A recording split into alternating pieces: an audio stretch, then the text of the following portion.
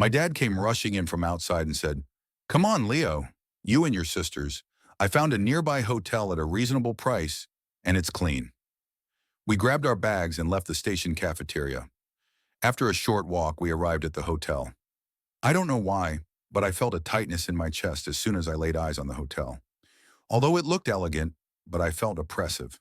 As soon as we entered the hotel garden, my hair stood on end, my nerves were on edge, and I couldn't take another step. My sister stopped and looked at me and said, "What's wrong, Lena? Why aren't you moving?" I stammered. "Please, Dad, let's not stay at this hotel. I feel uneasy about it." Dad replied, "What's wrong with it? It's a decent hotel close to the places we need to go."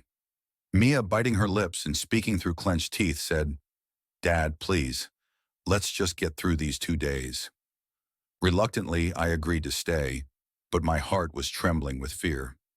We took 2 rooms, Dad and Leo in one, and Mia and I in the other. The day passed and we went to sleep.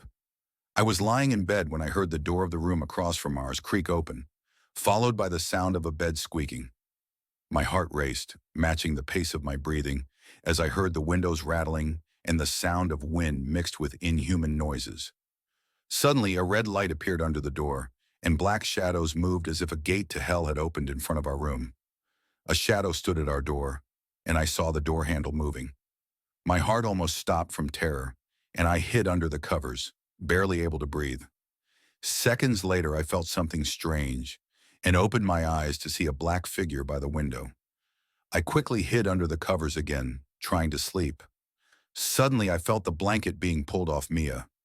I didn't know if I was awake or dreaming. I opened my eyes and slapped my face to make sure I was awake.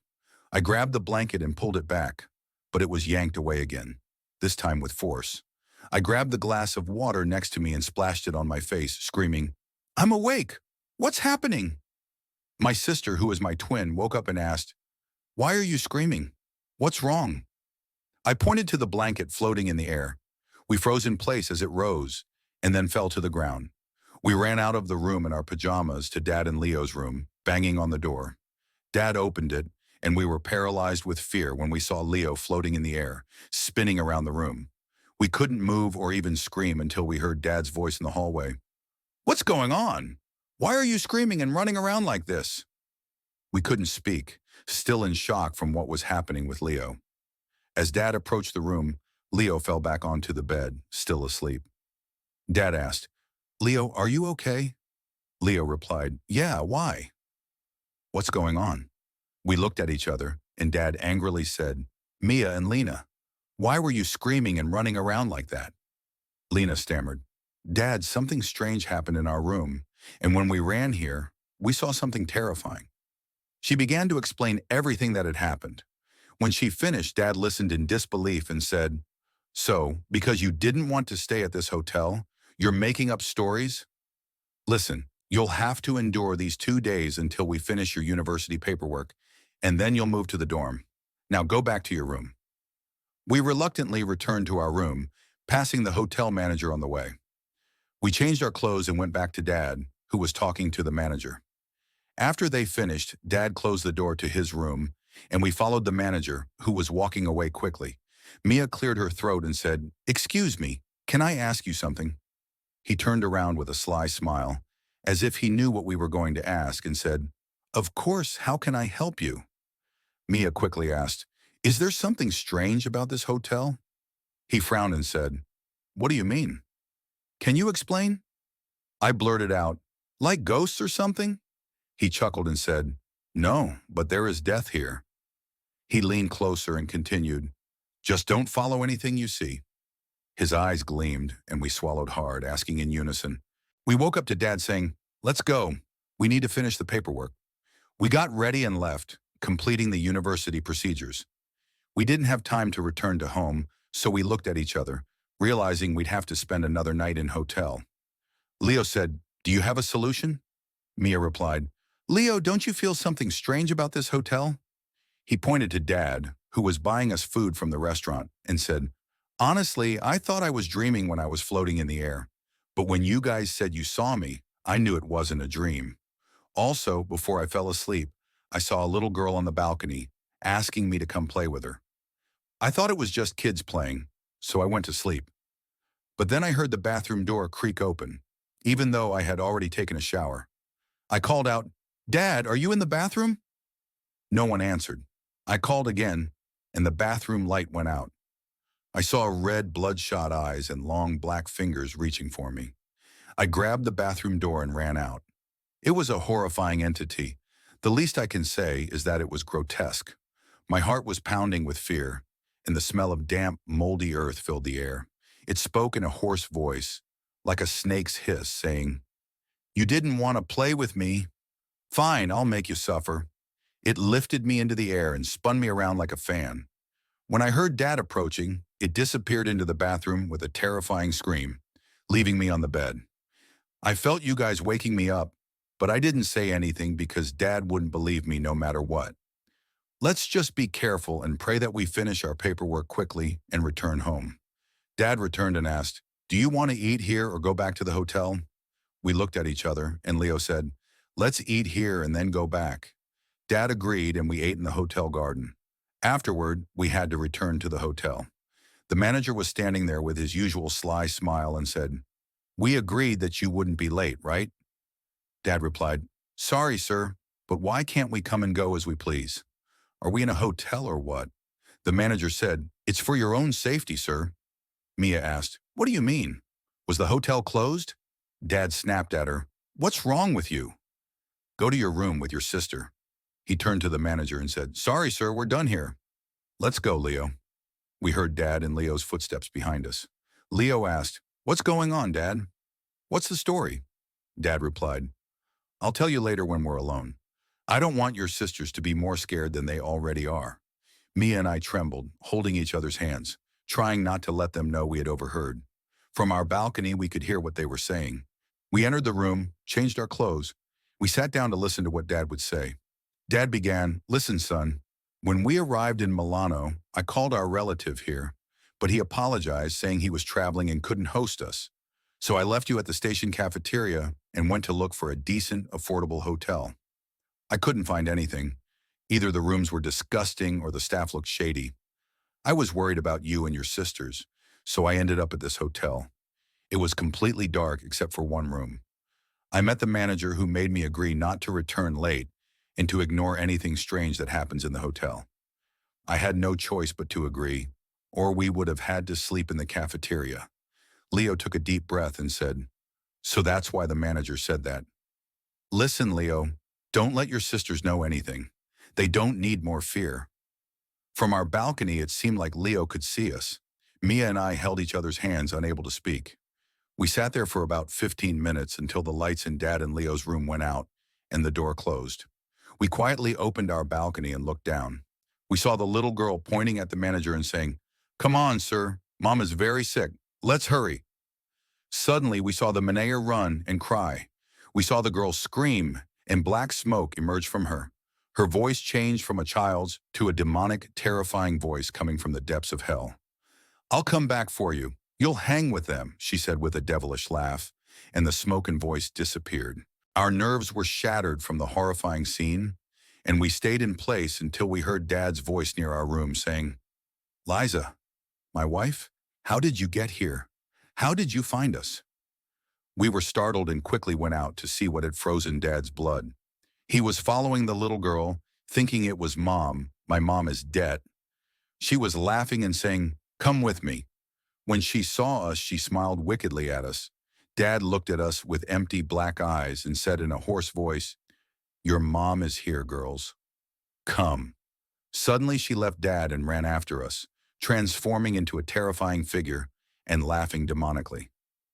"You came to play with me, right? Let's play hide and seek. Don't be afraid. I'll count to 10, 20, 30, 40, 100. I'll find you." As we ran, I told Mia, "Go wake Leo and take him to Dad. I'll distract her." Mia went back, woke Leo, and they went to find Dad, who was walking toward the basement. They brought him back to the room until he came to. Dad asked, "What's going on? What happened?" Mia told him everything, and suddenly she gasped and said, "Nicole, the ghost is chasing her." I ran out and the ghost was chasing me.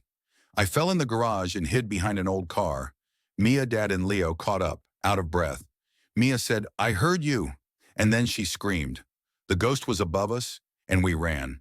Suddenly, she flew up and transformed into a horrifying entity, accompanied by 3 black shadows that took the form of 3 young men. The terrifying entity took the form of the little girl with her angelic face playing with them. They disappeared into a dark place, and we heard the girl's screams. We were about to go see what was happening when we heard the young men screaming. Our blood ran cold as we saw them hanging from nooses, the sound of their necks snapping deafening. The girl stood there, transformed back into her terrifying form, laughing hysterically. We were about to run. The ghost stopped chasing us, and at that moment, we saw the manager yelling at us. "Didn't I tell you not to leave your rooms? I warned you," Dad shouted at him. "Respect yourself, man." Mia started crying, and my knees were knocking together. Leo turned to the manager and said, "We heard the girl's voice turn into screams. She was saying, 'No, Uncle, no!' We came to save her, but we found her screaming, and someone was trying to assault her. She looked like a beautiful little girl, and her screams were heartbreaking. What we saw here was beyond horrifying." The manager sighed and said, "I'll tell you the story. The hotel was the site of a gruesome crime a long time ago. A group of young men lured a little girl to play hide-and-seek with them. They were addicts and didn't realize the gravity of what they were doing. Their families were prominent figures in the city. We woke up to find the girl murdered after being assaulted, drowned in her own blood. After that, the girl's spirit began to appear because she wasn't an ordinary child. She took revenge on the 3 men who did this to her.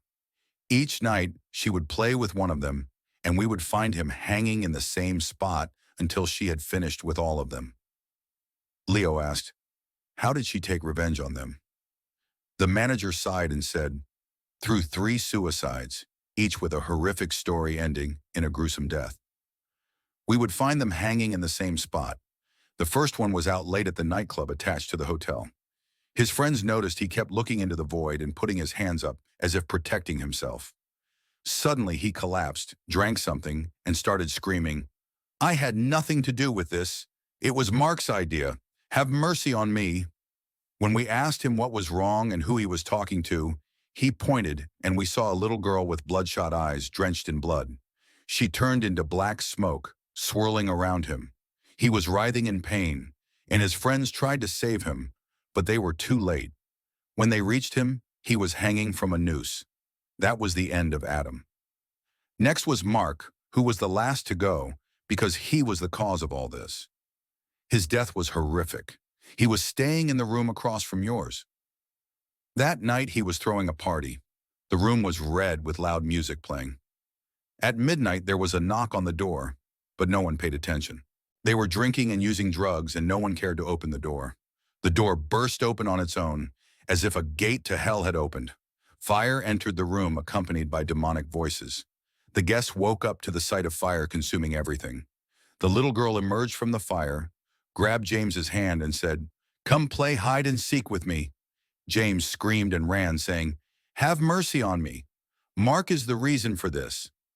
Everyone at the party tried to save him, but only one person escaped the horrific fate. Mark ran to his room, packed his bags, and tried to leave the hotel.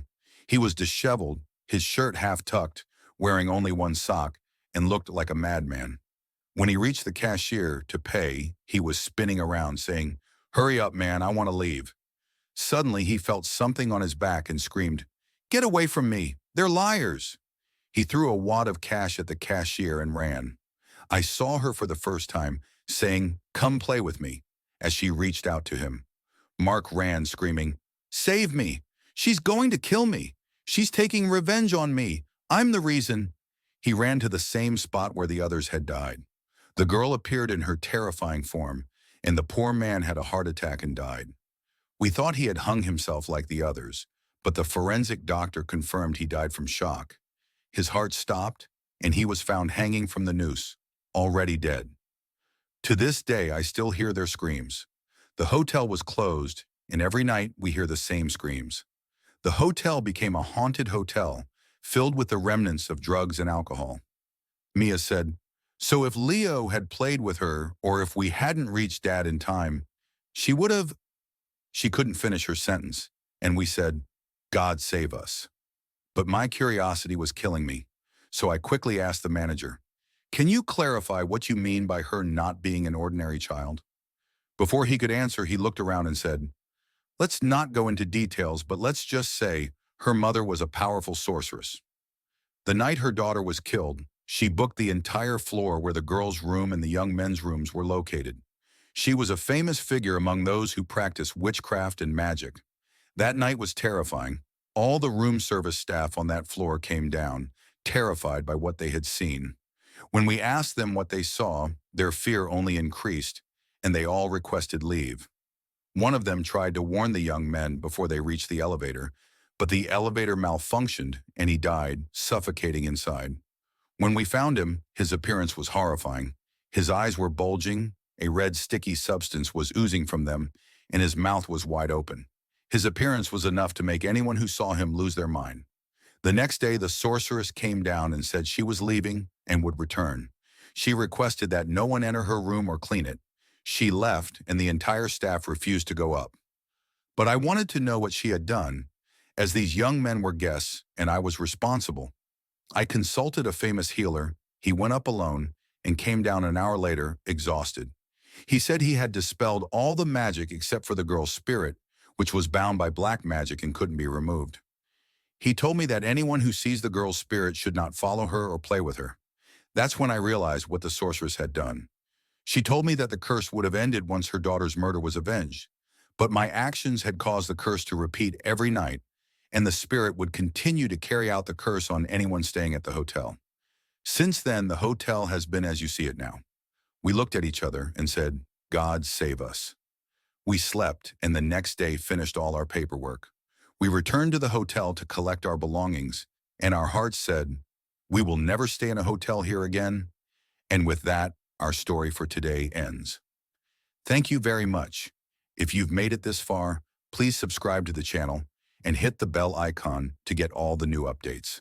Don't forget to like and share the video with your friends. I hope you enjoyed it. Thank you.